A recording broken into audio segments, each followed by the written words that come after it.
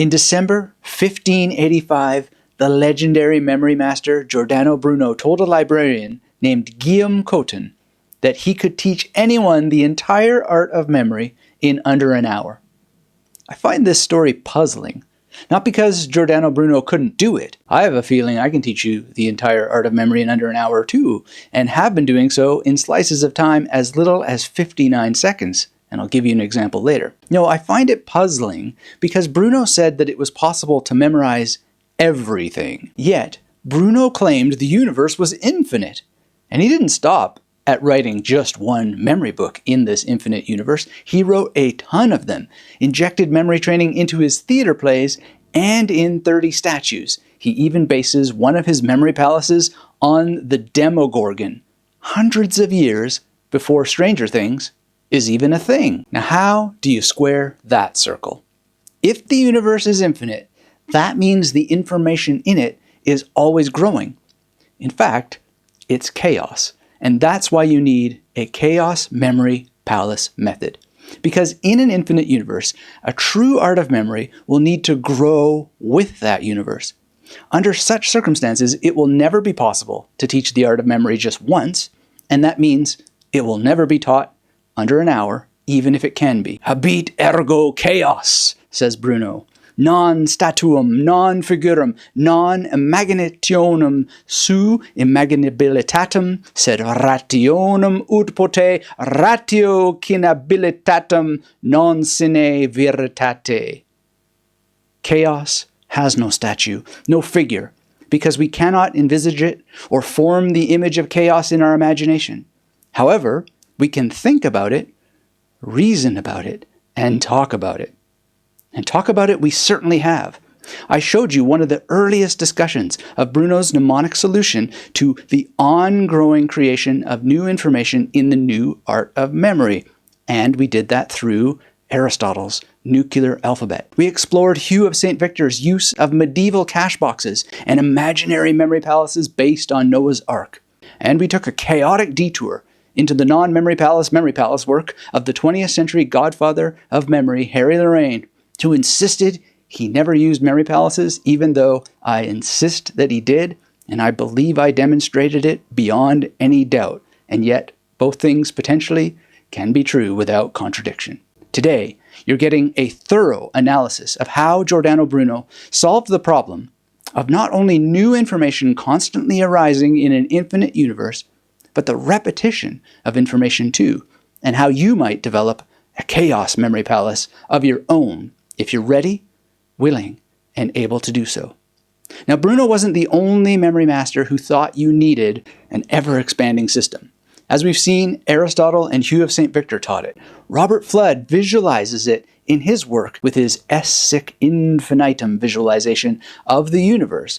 And today, I'm taking it all one step further.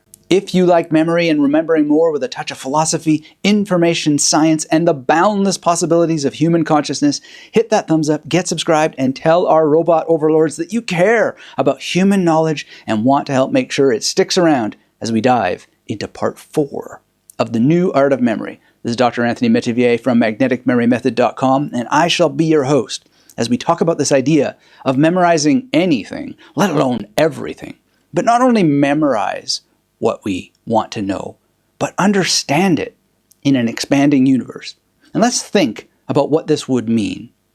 It means that you would be able to memorize and understand information that you did not predict would be coming into your mind in advance. You would need to be prepared. And that means you would need systems. These systems would be computational in nature. They would rest in the foundations of your memory, forever ready to leap into your consciousness for use. You would be like a learning samurai, forever ready to execute one last perfect move, even with your head cut off. And so Bruno thinks and writes a lot about how this works throughout his career. He writes about it from the perspective of a memory master, and from what I can tell after decades of research, hanging around with memory competitors, and my own personal practice, the dude knew his stuff. But he also knew it wasn't his. He didn't like Aristotle's philosophy, but he paid his respects to Aristotle's memory training. And Aristotle knew that the memory techniques weren't his either. Our species discovered them based on raw logic and experimentation. People discovered them in disparate places and times where they surely had no contact with one another. Places as removed from each other as ancient Australia, China, and Greece. I believe De Umbris Iderum was Bruno's first memory book, and it's a lot of fun. Hard to read, but fun. Actually, all of Bruno's books are hard.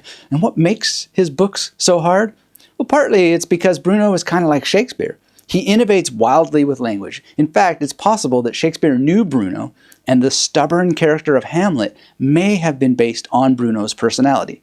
This is a thesis discussed at some length in the work of Hilary Gatti, and I highly recommend reading Gatti's research. Personally, I think Bruno found teaching others quite difficult. What I read and interpret from Bruno is that he was someone switched on to the nature of language as a deeply flawed medium for describing his experience of reality and his scientific conclusions about it. We perhaps had better say proto-scientific conclusions, but if we define science as making hypothetical statements and then running experiments that produce evidence that help us confirm or deny our hypotheses, then the dude was definitely doing science, and all kinds of it, from astronomy and math to memory and mindfulness. But why is language flawed? Because there aren't enough words. The famous psychoanalyst Jacques Lacan famously said that there are too many words for any of his patients to ever describe the truth. But for Bruno, it's the opposite. The universe is infinite to Bruno, after all, and words are in the universe. But they were invented at a point in history, and they will never catch up with describing infinity behind them in time, let alone right now in all possible directions. Even the idea of directionality itself doesn't have enough words to help us describe and experience the true meaning of left, right, up, down, and let alone the meaning of light. Bruno gets deep into hot water with the truth because he doesn't buy the opening of the book of John, which talks about light. That wonderful Latin word lux is so extraordinarily evident there. And the book of John says, in principio erat verbum. In the beginning was the Word. In an infinite universe, there is no beginning. How could there be? Words and symbols and numbers appear in reality at a moment in time. And these are merely shadows of the real things we use words and numbers and symbols and concepts and analogies and metaphors to point to. That's why the title of his book, De Umbris Iderum, is translated On the Shadows of the Ideas. What a great title. What a confusing title. But that's what it means. The ideas are the real things, the things in themselves without the separation of our language, which showed up too late to be as full as reality itself.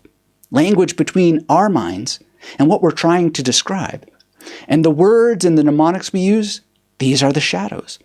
The shadows, or our magnetic images, as I like to call them in the Magnetic Memory Method Masterclass, have a special energy even if they're not sufficient to the cause of describing reality. They're too late. Well, why else are they insufficient to the cause? Because even if they are somehow out of sync with time and reality and always insufficient to explaining our experiences, even if language feels like it's not as rich and detailed and nuanced as raw experience itself, without words to talk about all this stuff, we'd be apes. And Bruno uses that exact word, apes, preternaturally intuiting exactly where Charles Darwin will take us a few hundred years later. Although not exactly. We replace apes with chimpanzees.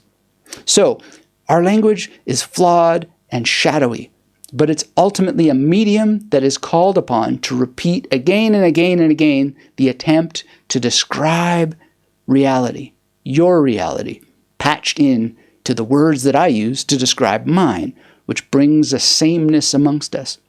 And language is a medium that gives us the word light, helping us talk about and even build new spiritual and meditative practices that refine certain experiences so that some of us might become enlightened.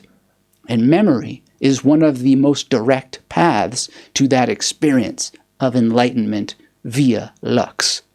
But for that to happen, memory must be the key. You have to remember all kinds of things, Everything from how to conduct daily meditative practices to the ins and outs of philosophical ideas that help you perceive reality, perhaps not for what it is, but for what it might be like if we could use our words to help us better experience the truth as if words were sufficient to the cause. And now we can go back to the library in December of 1585.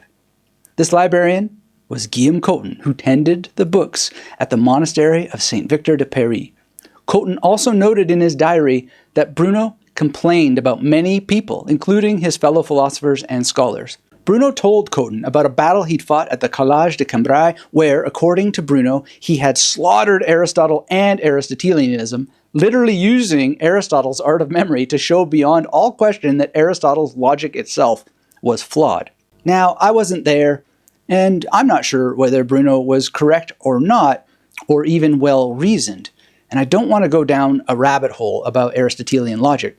But Aristotle does at least briefly recognize in his Metaphysics that his logic is inherently self-referential and tips to what we now call dialetheism. And this idea of dialetheism is that two contradictory notions can be equally true without any actual contradiction. And this is found throughout Bruno's philosophy, and basically Aristotle goes in a different direction, and Bruno's not happy about this. He wants philosophy to go in a more pantheistic, some people call it, direction, or just really go past even that, because pantheism is a word that appears and it's not sufficient to the cause because of infinity, or so it seems to me. All of this really stretches your brain.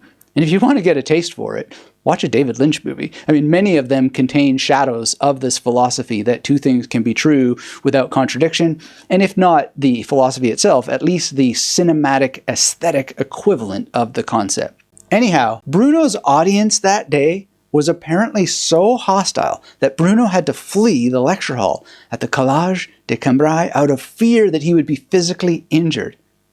That sounds like some of the things that happen today when people get banned on campuses. Can you imagine that happening back then in the 16th century? And that stuff is still going on today? Enlightenment? Anyway, the next day, Bruno returned, but this time he refused to speak. He had a disciple named Jean Hennequin speak for him. But apparently, an hour's worth of training in the art of memory had not been enough. Hennequin also failed to convince the audience that Aristotle was incorrect, and Bruno refused to repeat his arguments from the previous day. He didn't like repetition very much, apparently, especially not when it came to repeating himself. Instead, Bruno declared his defeat, and about the great memory master Bruno, the librarian at the monastery of Saint Victor de Paris never wrote another word. Question is, did Bruno fail that day? Did the art of memory fail that day? Did Bruno's student fail that day? Yes and no. And no words will ever be sufficient to the cause that helps us explain why both of these answers can be equally true without contradiction. Abit ergo chaos. So with all that in mind, let's get to the entire art of memory, and we're definitely going to do it in under an hour. I'll show you the 1-minute version in a bit, but the longer one goes a little bit like this. Let's see how fast we go. You create memory palaces. A simple starter project is 26 memory palaces, one for each letter of the alphabet. Then you want what has sometimes been called a bestiary, a list of animals, at least one for each letter of the alphabet. But these figures could also be people, objects, and actions, and they should. Ideally, you will have multiple lists, all alphabetically encoded. And if you're wondering how that's going to reach infinity, let's say we choose for every first station in a memory palace the letter A. And the bridging figure is going to be an A person. So we have Adam West, who played Batman, right here. In Adam West's pocket, there must always be a person who has the letter that starts in the next sequence. So it's Batman in Adam West's pocket. Inside of Batman's pocket is Cookie Monster, because Cookie Monster starts with C. Inside of Cookie Monster is Dracula, because Dracula starts with D. Inside of Dracula's pocket is Einstein, because Einstein starts with E. Inside of his pocket is Foucault, and on and on and on and on and on. Now, what happens when you get to the letter Z? Well, you just play it over and over again, and that goes on for infinity from one station in there. So your density can be so dense that it reaches the ends of the universe, and then when you get to the end of the universe, you can just add another, because you can always add another if infinity is real. And if all of this feels like chaos in the beginning, why then good? How else are you going to establish cruising altitude except for to jump in to the waves that are crashing around you and learn to swim? Next, you'll want at least one number system, but ideally 4. These systems are a number rhyme system, a numbered alphabet, the major system, and a 00 to 99 PAO, which is essentially another bestiary, but this time for numbers instead of letters. Next, you'll want a system of recall that is optimized for what Aristotle called entering the middle of the alphabet. In the modern science of memory, we now call it active recall and spaced repetition, but you'll still want to know what Aristotle is talking about in order to get it right the mnemonic way, the magnetic way. These are powerful tools that are best learned through a combination of study and practice, and the nuts and bolts and nuances can all be learned by visiting magneticmerymethod.com, which I mention with thanks to all of you who already have this program or who otherwise support this project by getting my books, other special offerings I put together for you, or showing that like button and the comment section a bit of chaos as frequently as you can muster. No, the reason Bruno cannot teach the art of memory in under an hour, and why even I can teach it in whatever that was, 3 or 4 minutes, it can never be taught completely. And it's because there is no free will. The absence of free will is the presence of chaos. Because you see, some people are understanding things. They're winning memory competitions, passing exams, living a life that you want but you don't have, yada, yada, yada. You're smart enough to understand the 1-hour version of the art of memory. You're smart enough to understand the one that I just gave. And you're smart enough to understand the 1-minute version I'm going to give you in a little bit here. Yet, maybe you're still not taking action. Well, Bruno's statues, in 30 statues, are an antidote to chaos. And we'll get exactly to what Bruno teaches in 30 statues.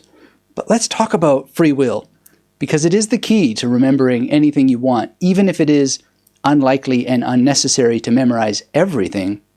Free will is the everything in which all things happen, and we don't have it. Now, free will is one of those tedious and ultimately tiring philosophical noodles that helps explain why Bruno abandoned many of his fights rather than staying to try and turn people around. To keep it clear and crisp, or at least as clear and crisp as I'm capable of, let me give the job to somebody else. Galen Strawson has a 4-step demonstration of why free will doesn't exist and why that I am doing what I am doing the way that I am doing it. 1. You do what you do in any given situation because of the way you are. 2. To be ultimately responsible for what you do, you have to be ultimately responsible for the way you are, at least in certain crucial mental respects. 3. You cannot be ultimately responsible for the way you are in any respect at all. 4. You cannot be ultimately responsible for what you do. Bruno knew this understanding was the key. It's one of the reasons why he gave the inquisitors the bird when they sentenced him to death at the stake for not recanting on his claim that the universe was infinite. Perhaps your fear in passing judgment on me is greater than mine in receiving it, he reportedly told his murderers. Judgment, fear, all growing in an infinite universe, along with hope and light. Habit ergo chaos. The only way anyone learns the art of memory in 1 minute, 10 minutes, 15 minutes, or 5,000 hours is luck. You come across the teaching from whomever and however it is being discussed, and you do it only if that person and the occasion switches a light on in your head, and away you go. The technology is already in you. You already have the alphabet. You already have a head filled with numbers. And maybe you don't know the names of all the symbols on a keyboard or scientific calculator, but you can put on your adult pants and Google it. Not if you want, but if the timing is right and you bounce into the right tree in the right forest, and you are either mysteriously or practically compelled to take up this martial art of the mind. It's that simple. And not one amongst us is an exception to the rule, though many amongst us find such exceptions. Those exceptions, we use them to name the gods, because it feels good to have a reason why things are this way and not that way. Blame it on Zeus, or why not blame the Demogorgon? That need for answers within you, within me, it is driven by the need for some explanation for why we are here and why any of this is happening. But with knowledge, we can resist this need. We just need to remember the knowledge, and to do that, we need a responsive set of memory systems. Habit, ergo, chaos. Bruno says there is no figure for infinity, no statue for it. But there are statues of gods. Poseidon, for example, the conqueror of uncertain oceans I strategically placed on the cover of The Victorious Mind, is a metaphor for the many things that the book talks about. And it's a way to have an image for taking responsibility, and then that image changes the wiring of the brain the more the brain contemplates on it, and different actions are taken. Not through free will, but through the submission to willlessness, to using mental metaphors to put wind in the sails and blow ourselves in a different direction. Now, I also had Bruno in mind when I chose that statue image, his infinite hedge against chaos, and how Poseidon plays a role in how humans have created the figures of gods in a world of chaos to help bring meaning and impetus in better directions. And I thought maybe one day the right circumstance and impetus would arrive that would lead me to script a little memory training all about Bruno's infinite memory palace technique and how you can build a chaos memory palace that helps you hedge against the chaos.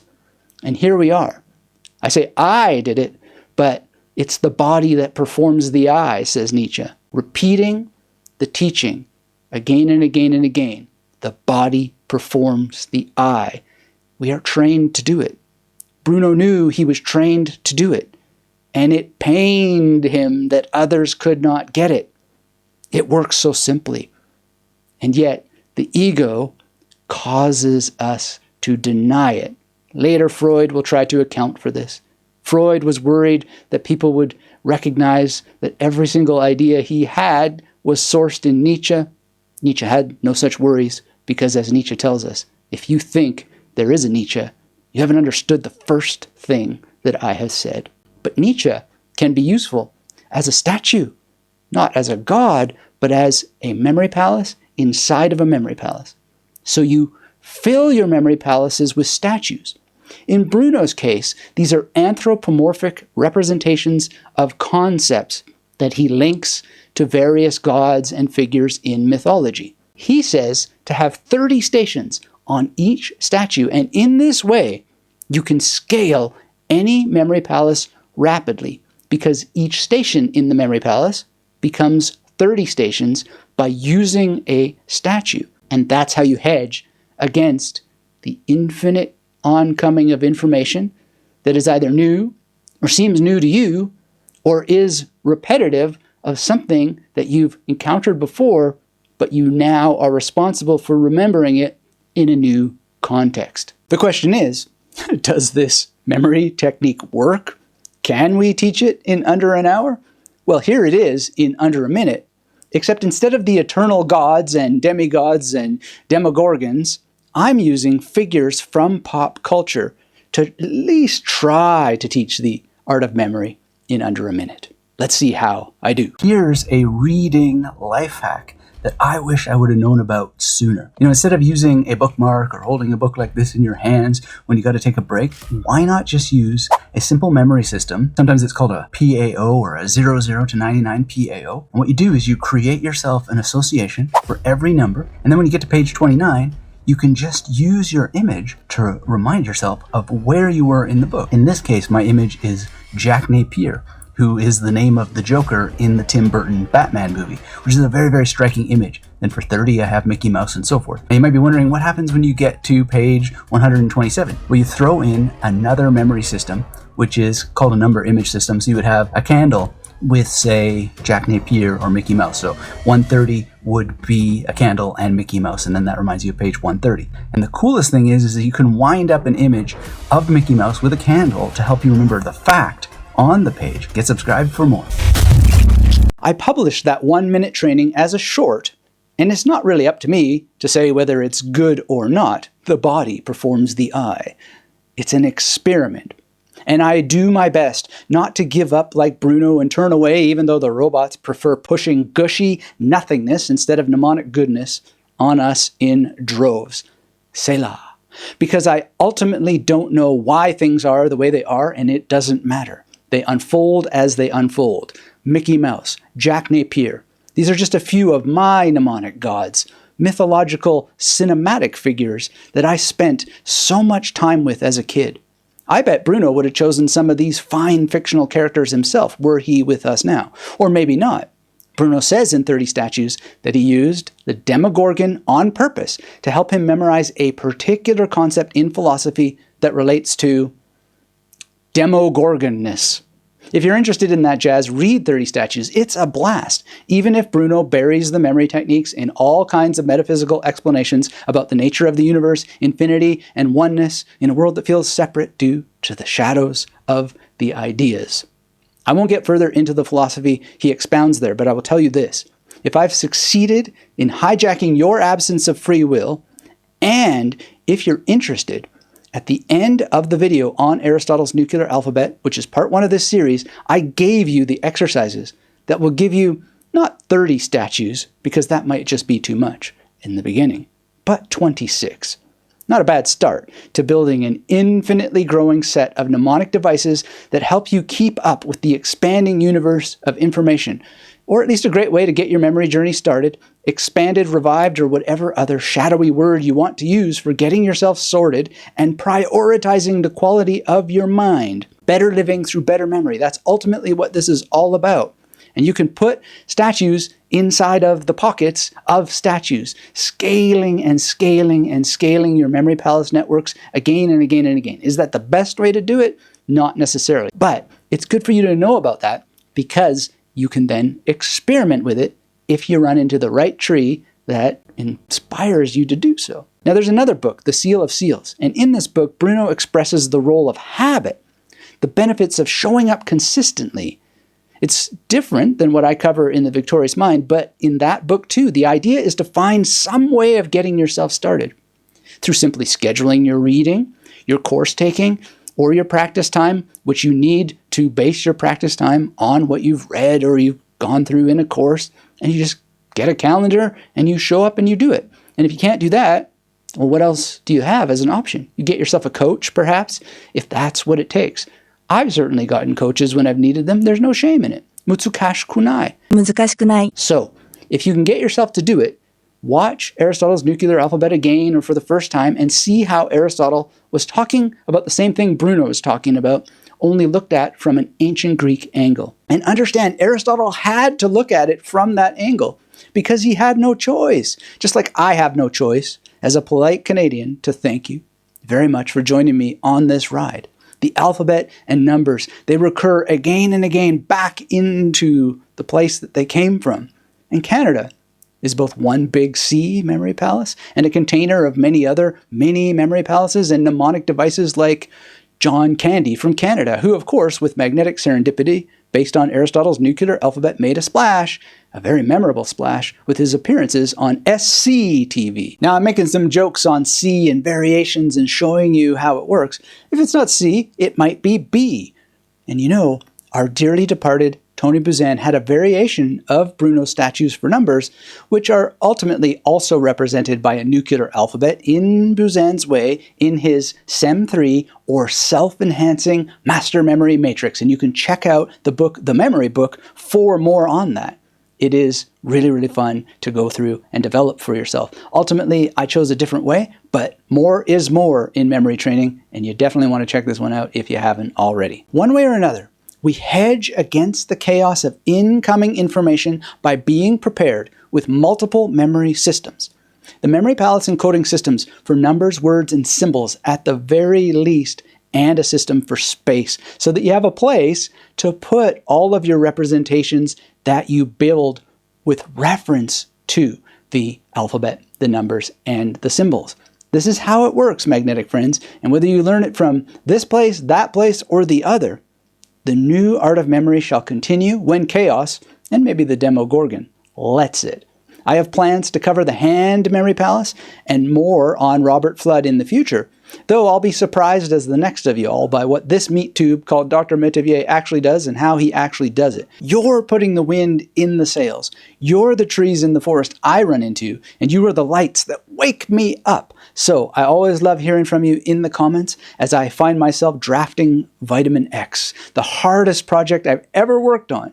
It's the sequel to Flyboy in the Memory Detective series, which I'm also expanding with some books for kids, or at least that's what I'm hoping is going to happen, and we'll see. It's an experiment. I've got a lot of heavy lifting yet to go, but listen, when it comes to heavy lifting, when it comes to memory techniques and the magnetic memory method in particular, if you ever doubt the value of working with Aristotle's nuclear alphabet and multiple memory palaces, or you think it's all just a bunch of busy work, let me give the penultimate word to the world's only living Shakespeare, David Milch. He's the mastermind behind D for Deadwood and the explosive memory palace and all the magnetic imagery living within Deadwood that you can use anytime. He says, if you're sticking with your work, you discover truths about it that aren't present when you begin. And that's the real fun. Symbols, signifiers, they generate their meaning out of the submission of energy from the believer.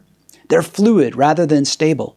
They mean different things at different times. A few pages later, Milch gets at exactly what Bruno was getting at when you finally realize that the alphabet does you just as much as you do the alphabet, when you get it going and you keep it going. We are organs of a larger organism, which knows us, although we do not know it. I regard myself as a vessel of whatever that larger organism is, its instrument, rather than as a source of the scenes. So a lot of what I try to do is get out of the way. And the final word goes to Bruno, who tells us something in De Minimo that will seem to contradict David Milch, but not really if you think it through. Grammatici verbis et nobis verba ministrant, eo observant usum, chem nos indicamus oris. The grammarians enslave themselves to the words. We subdue the words instead. They follow the use which we indicate to them. Pay attention to the word we.